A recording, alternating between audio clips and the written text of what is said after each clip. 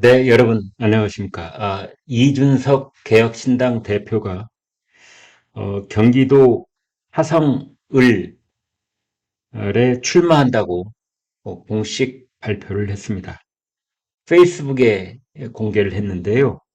이번 제22대 총선 미래가 가득한 경기도 화성 동탄 2도시 화성시 을에 도전한다라고 밝혔습니다. 뭐 좋습니다. 어디에 나가든 본인의 자유고, 비례대표가 됐든 지역구 대표가 됐든 또는 그동안 줄기차게 거론돼 왔던 뭐 상계동, 뭐 대구 다 포기하고 경기도 화성을 전국을 다 뒤져서 당선 가능성이 그나마 가장 높다고 본인이 생각하는 곳에 출마하는 것, 본인이 뭐 그렇게 한다니까 어, 그렇게 하려니 하겠습니다. 그런데 문제는 제가 생각할 때는 왜 이것을 개혁신당의 공천관리위원장이 발표를 안 하고 본인이 본인 입으로 직접 발표하는 거죠. 하다못해 지금 더불어민주당에서도 이재명 인천 계양을 내 나간다고 하는 것을 이명백 공관위원장이 발표하고 있지 않습니까? 그러면 이준석의 개혁신당에는 공관위원장이 없느냐? 있습니다. 그것도 보통 공관위원장입니까?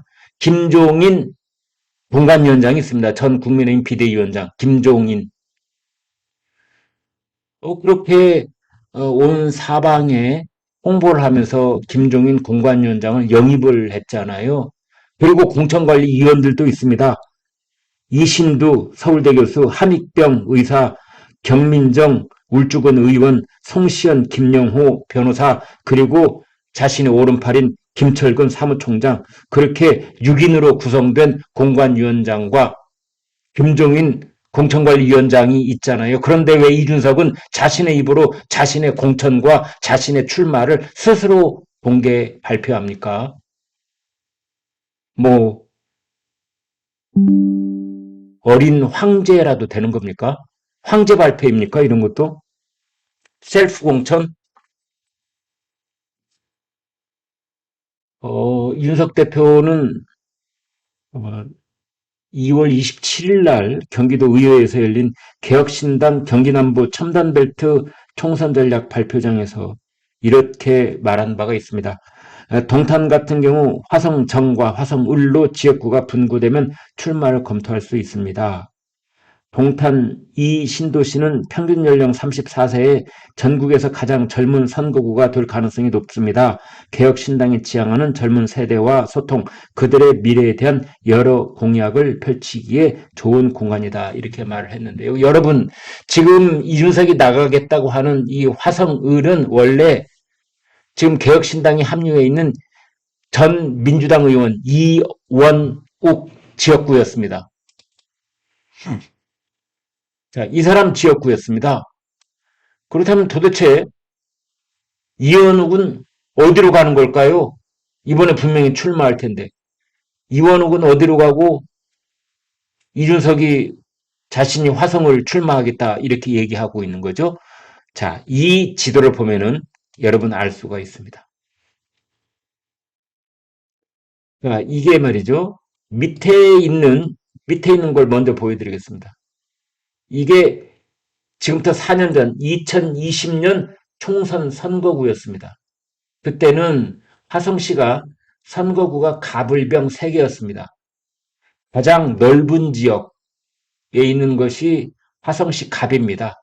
매송면, 새솔동, 송산면, 서신면, 마도면, 남양읍, 비봉면, 뭐 봉당읍, 정남면, 향남읍, 팔탄면, 우정읍, 장안면, 양감면 뭐 이렇게요. 그 다음에 이제 여기 좀 인구가 밀접되어 있는데 화성시 병, 갑이 있고 병이 빨간색 테두리, 봉당읍, 기배동, 화산동, 진안동, 반월동, 병점 2동, 병점 1동, 동탄 3동 이렇게 있었습니다. 그 다음에 화성시 을 맨 오른쪽에 동탄 1동, 동탄 2동, 동탄 5동, 동탄 4동, 동탄 6동, 동탄 9동, 동탄 7동, 동탄 8동. 이렇게 이게 이제 4년 전에 화성시의 선거구였습니다. 그런데 화성시가 인구가 계속 불어나서 드디어 100만을 넘어섰습니다. 그러면 이게 이번에 선거구가 어떻게 나뉘었느냐? 3개였던 선거구가 4개로 쪼개진 겁니다. 그래서 나머지는 같은데 바로 오른쪽에 있었던 화성을, 화성시 을이 2개로 나뉜 겁니다. 이제 오른쪽 이 부분만 보십시오. 그래서 화성시 정, 반월동, 동탄 1동, 동탄 3동, 동탄 2동, 동탄 5동. 여기가 인구가 20만이 넘어서 화성시 정으로 떨어져 나갔고 예전에 동탄 을이었던 곳이 그대로 남아 있습니다. 동탄 4동, 동탄 9동, 동탄 6동, 7동, 8동 이렇게. 그래서 여기가 전체적으로 이원욱 의원 지역구였는데 이번에 지역구가 위아래로 나눔에 따라서 윗부분은 이원욱 의원이 차지를 하고 화성시청, 밑에 부분 화성시 을은 이준석이 차지한다. 이렇게 되어 있는 겁니다. 그러니까 원래 이원욱이 가지고 한 손에 쥐고 있던 떡을 이번에 그 떡이 두 쪽으로 나뉘었는데 원래 떡은 이준석 대표가 차지를 하고 떨어져 나온 떡을 이원욱이 먹는다. 지금 이 부분이 그렇게 되어 있습니다. 아무튼 이준석 대표, 동탄은 대한민국 미래의 먹거리다. 산업의 중심이 될 도시다. 그 안에서 제가 역할을 하고 싶다. 이런 얘기를 했습니다. 주민들이 도시가 급팽창하면서 사회 기반 시설이나 교육, 교통, 인프라가 많이 확장돼야 한다는 인식을 갖고 있었습니다. 이준석 같은 사람들이 동탄의 문제를 중앙 이슈로 끌어줬으면 좋겠다는 이야기를 해서 저도 도전하게 됐습니다. 주민들이 뭐 자기를 불렀다라는 식으로 얘기를 하는데요. 그렇지 않죠. 본인이 이제 고르고 이원욱하고 뭐 모종의 이제 거래가 있었지 않았는가 이런 생각이 들 만큼 사이좋게 이 부분을 나눠 가진 겁니다. 아무튼 지금 이 지역이 말이죠. 지금 개혁신당으로서는 이른바 반도체 벨트를 어떻게든 집중적으로 공략을 해보겠다 이런 겁니다. 여기를 중심으로 한 경기도 화성, 그 다음에 용인 여기를 말하는 겁니다. 지금 경기 용인 갑에는 양향자 원내대표가 출마하고 경기 화성 을에는 이 밑에 부분 말이죠. 파란색으로 이렇게 되어 있는 부분. 이 부분은 이준석, 그 윗부분, 보라색 부분은 이제 이원욱 이렇게 나가겠다는 겁니다. 그 다음에 류호정 전 정의당 의원은 판교 신도시가 있는 성남 분당 갑 여기 나가고 조응천 의원은 현 지역구인 경기 남양주 갑 이렇게 출마를 합니다. 금태섭 전 의원은 정치 1번지 종로에 출마를 한다. 이렇게 되어 있습니다. 자, 이 부분을 다시 집중을 해 본다면요. 이 부분. 여기 지금 이준석이 나가는 이 동탄을 이 부분. 지금 여기에서는 국민의힘은 아직 후보를 내지 않았습니다. 국민의힘 후보는 미정 상태이고 더불어민주당에서는 전 현대자동차 사장을 지낸 공영운 이 사람이 여기 나가도록 그렇게 되어 있습니다. 그래서 지금 아무튼 이제 오늘 왜 이런 공천 과정에 공천관리위원장이 나서지 않고 이재명이 자기 스스로 자기 입으로 자기의 출마와 뭐 공천이 거의 100% 확정된 것처럼 발표하는 글을 3.1절 연휴 기간인 토요일 날 페이스북에 내놨느냐? 뭐 독자들 반응이 이렇습니다. 순수 능력과 입만 갖춘 젊은 꼰대 정치병자여 이번에도 낙선하면 정계 은퇴해라. 저희 그 독자들은 아주 이준석에 대해서 평이 있겠죠. 네. 노원과 대구를 벌였냐? 떨어지더라도 당대표 명분 좀 갖춰라.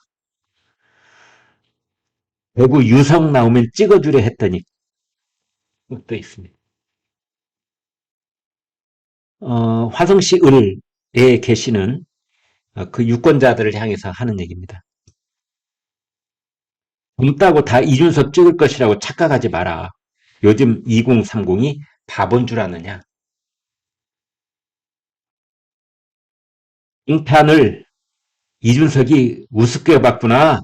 거기 젊은 사람들이 많이 살기는 하지. 그런데 섹스톤을 좋아할까? 동탄의 수준을 한번 지켜보겠다. 섹스톤, 그 성추문 때문에 준석의 석자를 톤, 스톤, 돌이다 이거죠. 거기다 섹자를 붙여가지고 섹스톤 이렇게 부릅니다. 전국을 다 뒤져서 제일 가능성 높은 곳을 취사 선택하는 너는 이재명 판박이다. 이런 말씀도 있고요. 젊은이 이준석 절대 지지자였다. 철학도 명분도 슬그머니 팽개치고 상대방 말꼬리나 잡고 늘어지는 준석이의 뒷모습을 봤더니 얼굴 뒤가 텅 비었군. 결국 7, 80년대 수준 정치꾼이었어. 준석이가 국회의원 되는 거 반대하겠다. 이런 말씀도 있습니다. 이준석 대표는 이런 분들의 말을 사실은 뼈아프게 들을 필요가 있다. 저는 그렇게 봅니다. 이자가 감히 내 고향의 화성 주민들을 어떻게 보고 나오나 마나 너는 낙동강 오리오리다. 나 오리알이다. 100% 떨어진다. 어떤 분은 이랬네요. 동탄이 통탄이 될지도 모르겠다. 잔머리에 말쟁이가 어떻게 될까 궁금하네. 이런 얘기가 있는데요. 네. 아무튼 이준석 대표 뭐 이제 돌아올 수 없는 길로 접어들었는데요. 아무튼 결과 여기 역시 흥미진진한 지역이 되겠다. 그렇게 보겠습니다. 여러분 고맙습니다.